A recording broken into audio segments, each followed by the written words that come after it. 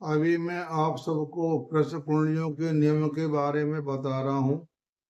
जो भी मैंने आपको पिछली वीडियो में बातें बताई थी, ये सारी मैं प्रैक्टिकल करके बताऊंगा।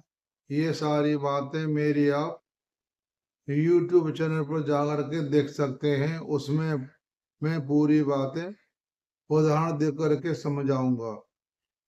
प्रश्न कुंडली में हमें राशियों का भी ज्ञान हो चाहिए। राशियां 3 होती हैं और हमें ये भी पता होना चाहिए कि पृष्ठोदय राशियां, उभयोदय राशियां और शीर्षोदय राशियों के बारे में हमें पता होना चाहिए।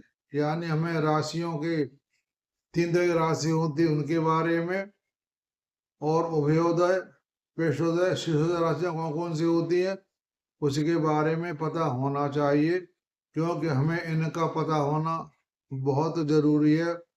उससे हमें ये पता लगा सकते हैं कि हमारा कोई काम सिद्ध होगा या नहीं होगा। तो यह राशियों के द्वारा ही देखा जाता है।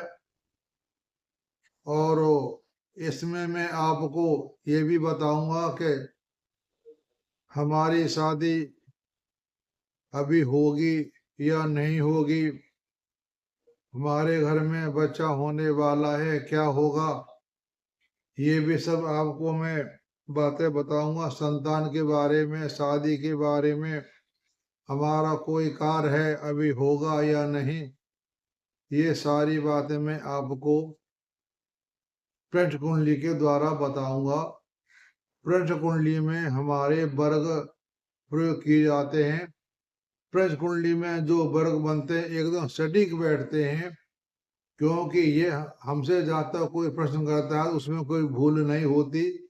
वो समय हम नोट कर लेते हैं, उसी आधार पर हम वर्गों में जाते हैं। प्रश्न कुंडली में ज्यादातर वर्ग, दृष्टांत और नवांश ही काम आते हैं।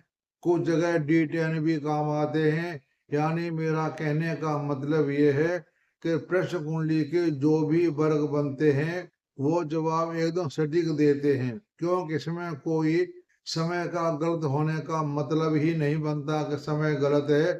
जातक ने हमसे प्रश्न किया, हमने टाइम नोट किया और हमने कुंडली अपने कागज पर बना ली, फिर उसको आप कुंडली को ऐसे ही पढ़ते हैं जैसे हम जन्म कुंडली को पढ़ते हैं। वो पढ़ करके आप सारी बातें बता सकते हो। इन सब के नियम में आपको हर कुंडली का प्रैक्टिकल करके बताऊंगा कि ऐसे देखी जाती है।